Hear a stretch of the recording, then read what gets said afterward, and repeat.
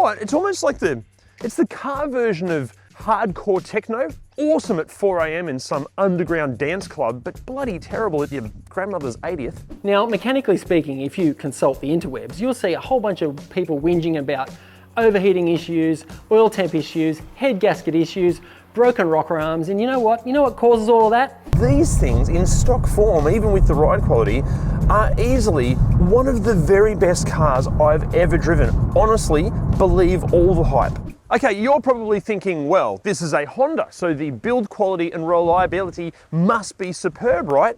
Also, it's a practical 5-door hatch and one of the most celebrated front-wheel drive performance cars of all time, so living with it must be a breeze, right? Yeah, maybe not. See, as acclaimed as these were when brand new, a few years and thousands of kilometers have maybe uncovered some potential issues. Now, we are going to be covering so much to do with the FK8, and we are going to finally decide once and for all if you should buy a used one. But let's get into what goes wrong with these, starting with the exterior. Okay, starting with the paint. The paint has formed itself quite the reputation for just being poor quality. It can mark and chip really easily. It can be inconsistent between panels. And in really hot climates like here in Australia, even the clear coat can sort of blister, especially on the mirror caps like here and the tops of the door handles like here. Also, owners have reported that if you try to remove some of the badging, like the Civic badges here, you can accidentally remove some of the paintwork as well. They've actually peeled paint off when taking the badges off. Also on the paintwork, if you are in the market for one of these, just check over the entire car for any signs of accident damage or dodgy repair work. This is the sort of car that does encourage some, hey, watch this kind of driving, quickly followed by that driver rapidly running out of talent. And if that driver is on a tight budget, yeah, just look for cheap and dodgy repair work. Also, when it comes to anything bolted to the car or glued on that's plastic, and yeah, there's a lot of that going on, just make sure it is attached properly, not just from poorly repaired accident damage, but a lot of owners are complaining that as the plastics get older, they become brittle and they're starting to rattle and even fall off. Okay, this next one, chances are, will have been fixed under warranty, but there were reports that some of the rear glass can come away from the tailgate itself. What's annoying about this is that Honda in the UK acknowledged the issue and fixed it immediately.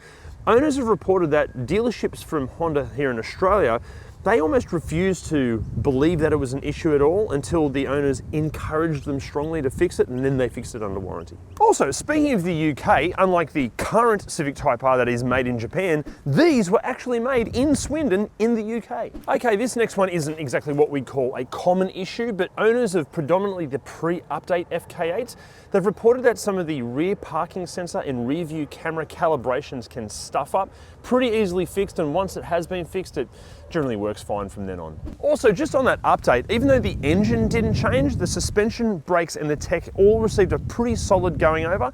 But if you do need all the specific details of this and the full list of everything that goes wrong with these, go to ReDriven.com and check out the free Civic Type R cheat sheet. It's going to answer all of your questions, links below. Hot tip 2, if you're trying to identify between a pre or a post facelift, pre-update, there's no little winglet above the fog light here. Post-update, there is. But the biggest complaint when it comes to the exteriors of these is just how they look. And in a way, Honda have almost sort of admitted fault here, because the new version of the Civic Type R doesn't look like it's been designed by a 12-year-old's concept of modifying a car anymore. It does look a lot more mature and sophisticated. Now, obviously, looks are subjective, and if you love how these look, that's fantastic. For me personally, and for plenty of my mates, yeah, not so much. In fact, I've lost count of how many people have said to me that this thing ticks all of their boxes except for the bloody aesthetics. However, in its defense, it is one of those designs that is almost completely reliant on its surroundings. When you see one of these driving through the wine country of the Hunter Valley, it looks just bloody ridiculous, but then see it on the streets of Tokyo and it looks fantastic. You know what? It's almost like it's the car version of hardcore techno, awesome at 4 AM in some underground dance club, but bloody terrible at your grandmother's 80th. But look, if you are a fan of the overt styling and you really want to shout about it, try to find one of the limited edition models from 2021, because not only does it get enhanced suspension and less sound deadening, it's about as yellow gets. But on the flip side, if you'd like to try to subdue some of the looks and you happen to live in the UK, try to find one of the Sportline models, because this might be sacrilege to a lot of Type R fans out there, but it loses the wing and makes the whole thing just a bit more subtle, and I kind of like it too. But look, enough subjective opinions for a moment. Let's talk objective facts. Haven't these things retained their value? Brand new here in Australia, these were retailing from anywhere from $50,000 to $55,000. On the used market now, they're asking anywhere from $45,000 to $65,000. Compare that to one of this car's arch rivals, the Mark 7.5 Volkswagen Golf R. They were asking pretty much the same as these, brand new, but on the used market now, they're swapping hands from anywhere from 30 to 50. Okay, now what goes wrong inside? The big complaint here are these bloody infotainment systems, especially the early ones. One owner actually nailed the description of these. He said it's like a 15-year-old $10 Android tablet that was crap when it was new, should never have been installed in a car back in 2017, let alone up until 2020 when these were replaced. Now look, it is good news that they do allow Apple CarPlay and Android Auto and Bluetooth connectivity, all that sort of stuff. But the flip side of that is that these things are renowned for freezing or crashing, or the screens just turning black or blue, or the operation being really slow, or really simple things like the Bluetooth almost resetting itself, basically the whole system resetting itself, but to the point that when you want to pair your phone, you've got to go through the entire initial pairing thing all over again. So you've got to delete the infotainment system off your phone, then reinstall it, then pair it to that. It's just a bloody nightmare. Oh, plus the rear view camera resolution is that of a 1980s camcorder, and the sound quality from the speakers is just not good enough for what is a range-topping model. Now, in what should be good news, Honda have replaced plenty of these infotainment systems, but then on the flip side of that, loads of owners have then had the same issues pop up again, even with the replacement system. And then for owners that haven't had the infotainment system completely cark it, they're pissed off at the stupid Honda sensing system where you've got to use a slider function thing to change the volume. Funnily enough, it does seem that Honda agree that the Honda sensing thing is just totally stupid, because as of 2020, they replaced that with this amazing device called a volume control knob. It's basically like a tactile little knurled circle that you can actually grip with your fingers, and when you turn it, it adjusts the volume up and down.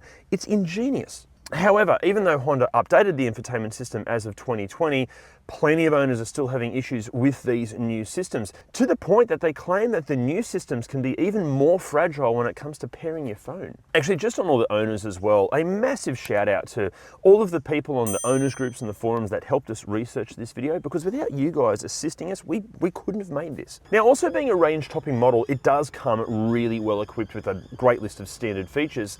However, in saying that, you are arguably going to get more toys for your money in an i30N. Plus, even though it is great that these come with dual zone climate control, owners in really warm climates, like here in Australia, have stated that the dual zone climate control just isn't up to scratch in hot climates. It's incredibly weak, a bit like an asthmatic child trying to breathe on you.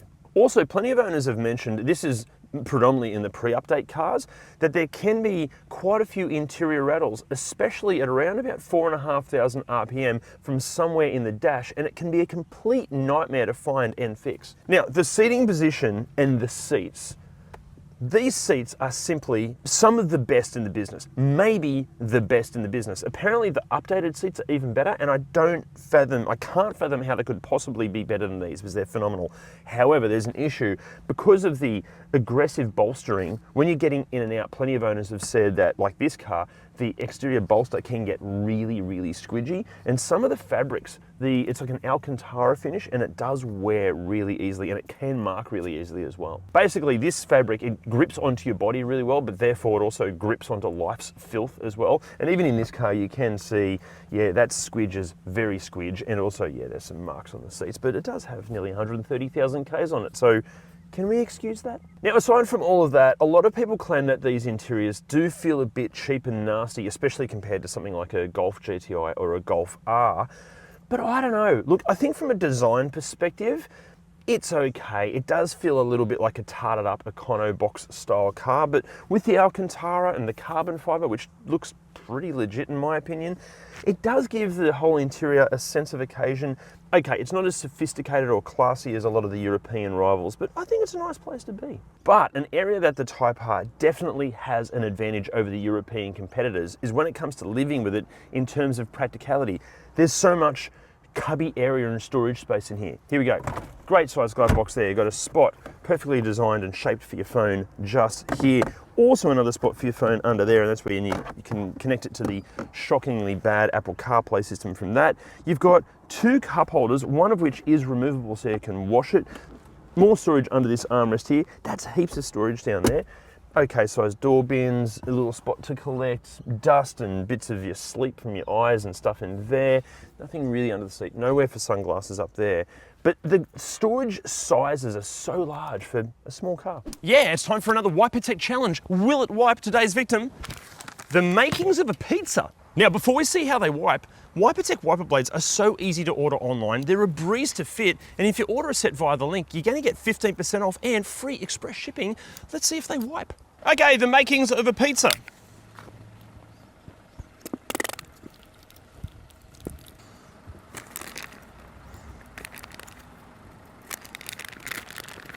Okay, go for it. Oh, Jesus. That's actually pretty good. Yeah. Every time. So if these things can handle that, surely they're going to handle anything that you can throw at them. Get yourself a set today. And as a thank you present to Steve for lending us his car, he's going home with a set of these things for free. And for you to get some, hit the link down below. Okay, now in the back seat, I'm exactly 3 centimeters taller than celebrity FK8 Type R owner John Cena. This is in my driving position, and look, it's okay back here. Okay amount of knee room, okay amount of foot room. Transmission tunnel isn't huge, so even in the middle, it's not too bad. But I'm going to agree with a complaint from plenty of the owners here. The actual comfort of the back seats and just the quality of the back seats is super disappointing for a car, again, that is the top of the range model in the Civic range. These are very, very firm. There's no support whatsoever. The fabric feels pretty cheap and nasty. I just think compared to the front seats, which are just unbelievably good, this feels incredibly low rent. Even in terms of the materials used, on the door cards in the front, you get Alcantara. On these, again, it's just cheap fabric, and all the plastics are pretty hard. This is all pretty hard. It's just, it doesn't feel anywhere near as premium back here as it does up the front. However, in saying all of that, a lot of owners commented that this material is incredibly resilient to wear and tear, way more than the front. And then as far as features and practicality in the back, it's like Honda really messed up on their priorities here. You've got tweeters in the doors and speakers, but there's no power outlets, there's no ventilation back here, no air vents whatsoever, there's no pull down armrest, there are no even real cup holders. You could definitely put like a bottle of something in the doors, but then when your leg's there, you can't really get it out. But if you drink small pretentious coffees like I do, like an espresso or a macchiato or something, you can't put it anywhere in here or even in the front, because even the cup holders in the front are too big. And then welcome to one of the largest cargo spaces of any car in this class. In fact, really one of the only other cars that can beat it for space is the Hyundai i30N Fastback, but even then it's only by about 20 litres.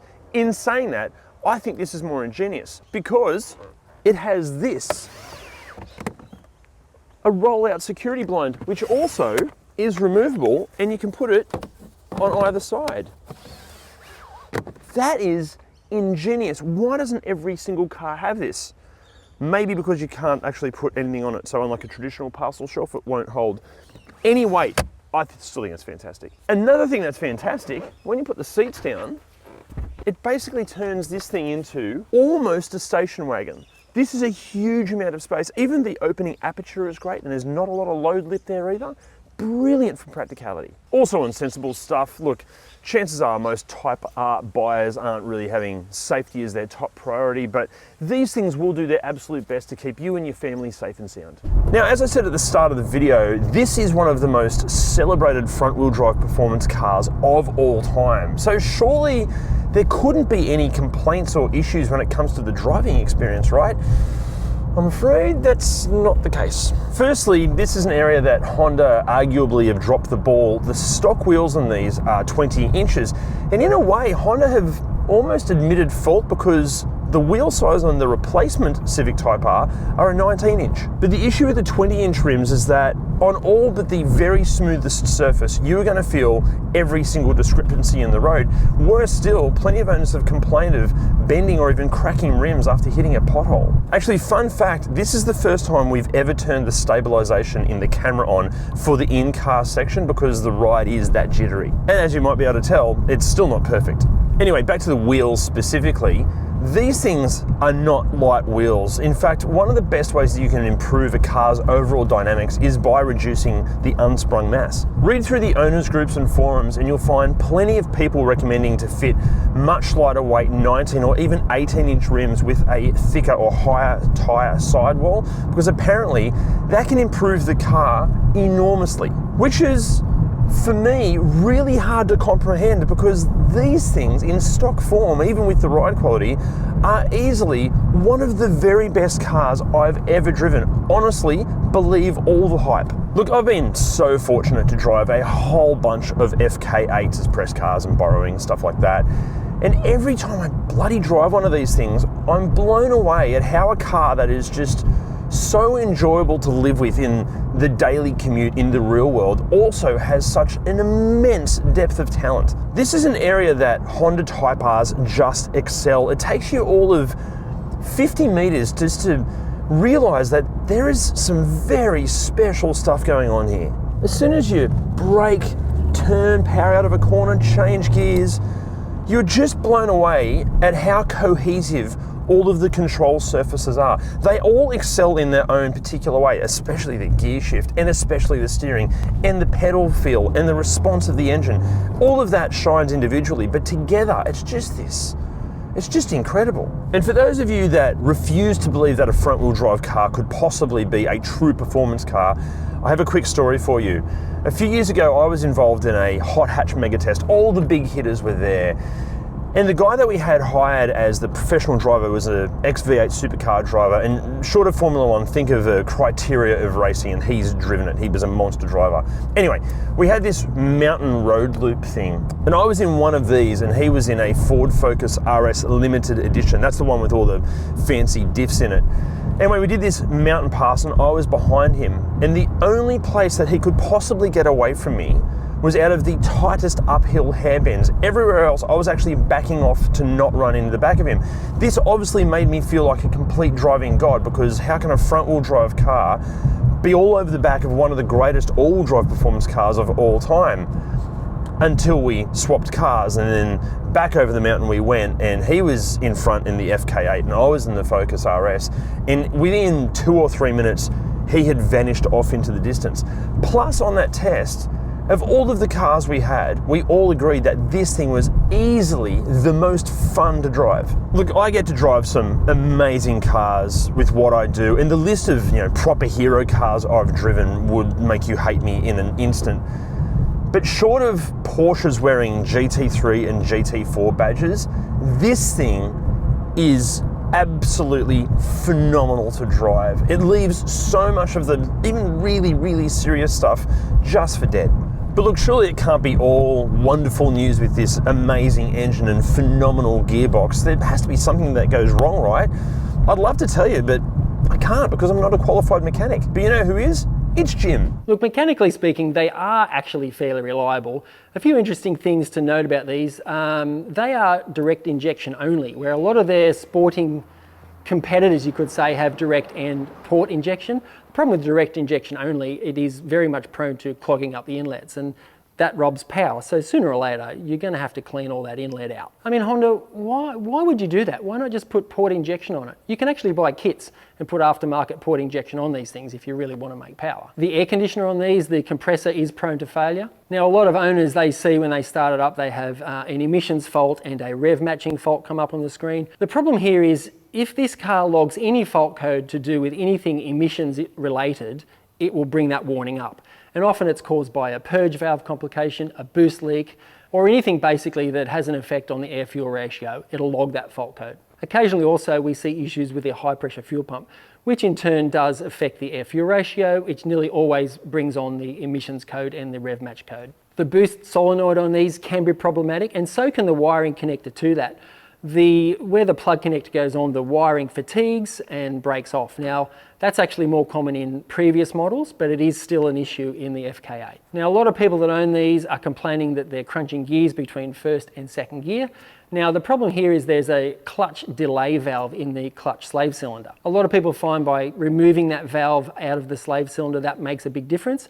Other people find that they have to adjust the master cylinder push rod, that can improve it as well. Some people say they do this and it improves it, but the problem comes back and then they're blaming the gearbox. And other people have no issues whatsoever. If you are crunching from first to second and you've taken the delay valve out of it, I suggest maybe just slow down between first and second and reduce the crunching. You know, you could do what a professional driver would do and just use a bit of mechanical sympathy. Now, mechanically speaking, if you consult the interwebs, you'll see a whole bunch of people whinging about overheating issues, oil temp issues, head gasket issues, broken rocker arms, and you know what? You know what causes all of that? The issue is those of you that have tuned these beyond their capabilities or driving it with zero mechanical sympathy. Plenty of missed shifts going from 6th back to 3rd. Yeah, that'll over rev it and that will break valve train components. You complain about the clutch slipping, well, you've got 400 horsepower and a small engine. What do you expect? And as for the overheating and the oil temps, well, typically that's on track days when you're thrashing the bejesus out of it. Maybe just back off just a little bit and drive it within the car's limitations. And you might find if you do that and just dial the boost down a little bit, the reliability will improve. And I would argue, why do you need to turn the power up so much anyway? They will spin as it is. And chances are more power is not going to make you that much quicker on track. More skill will, not more power. But before we answer the big question of if you should buy one of these at all, for the $40,000 to $60,000 that they're sort of asking on the used market, what else could you buy? Sticking to front wheel drive options, you have everything from the Mark 7 Golf GTI, especially in TCR trim, the Renault Megane RS Trophy and 280, and the Hyundai i30N, especially in fastback form. Send the power rearwards and you have the BMW M140i, and if you just have to rely on all-wheel drive to get the power down, well, there's the Golf R in all of its various forms, the Volkswagen's twin under-the-skin cousin, the Audi S3, or maybe even RS3, and the Ford Focus RS, especially in limited edition trim. But the big question still remains, should you buy one of these at all? I mean, come on, of course you should. Unless you're trying to build or retain any kind of respect from your partner's parents. Positives first. There are very few other manual transmission cars with this amount of power, driving dynamics, depth of talent, cargo space, fuel efficiency, and ability to retain value. And while the list of common issues we've covered can make it seem like these are riddled with issues, that is simply not the case. Most owners have had a near faultless experience with their cars, and besides that, even the little issues that can occur, they're all pretty easily fixed. The biggest issue that you might have with an FK8 is the same reason Honda changed the styling for the replacement model. It's the boy racer image that all of these wings and vents and trinkets attract. Look, if you're happy to embrace the overt styling and in the process potentially lose the respect of your friends, loved ones and in-laws, more power to you. But if this is all just visually too much for you, but you still desire a car with excellent performance and fantastic levels of practicality, maybe you should check out one of these instead. But if you weren't to buy this or this, what would you buy instead? Let us know in the comments below. See you next time.